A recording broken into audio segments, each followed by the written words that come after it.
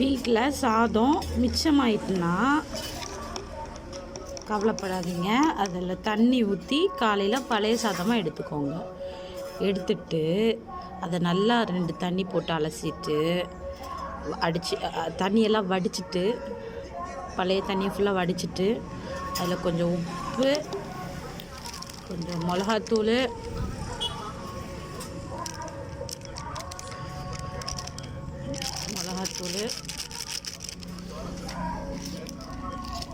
கொஞ்சம் மஞ்சத்தூள்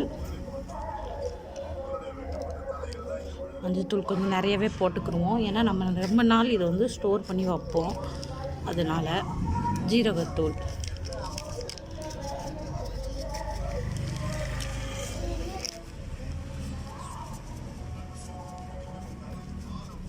போட்டுக்கிட்டாச்சா, போட்டு நல்லா பெரவி எடுங்க.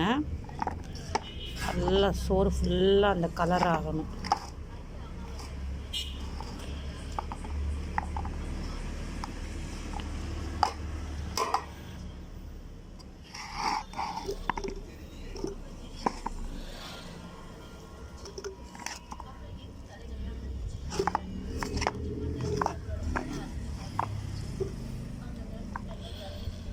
எல்லோரும் மிக்சியில் அடிப்பாங்க, அதெல்லாம் வேஸ்ட்டு. அதிலேருந்து இதுதான் பெஸ்ட்டு. மிக்சியில் அடிக்கிறதுலாம் சுத்த வேஸ்ட்டு. அதை விட இப்படி பண்ணி போட்டால் நல்லா வெயிலில்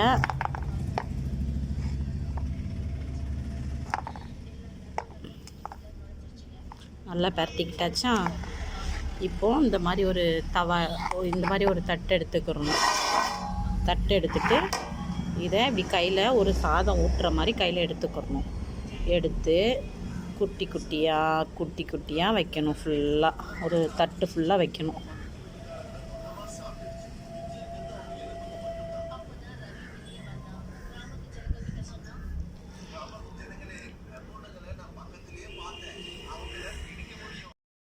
நல்லா இப்படி ஒரு தட்டு எடுத்து நல்லா இப்படி சோறெல்லாம் பிணைஞ்சி, பழைய சாதத்தை அப்படி பிணைஞ்சி அப்படி பிடிச்சி வச்சிட்டேன்னா வச்சு இதை அப்படியே தூக்கி வெயிலில் வச்சிடணும். வெயிலில் வச்சுட்டு ஒரு 2 நாள் மாத்திரம் வெயிட் பண்ணணும். அடிக்க வெயிலில் இப்போ வேற வெயில் அடிக்கி, சித்திரை வெயில், அதில் பொறுன்னு காஞ்சிரும். காஞ்சதுக்கப்புறம் பார்க்கலாம்.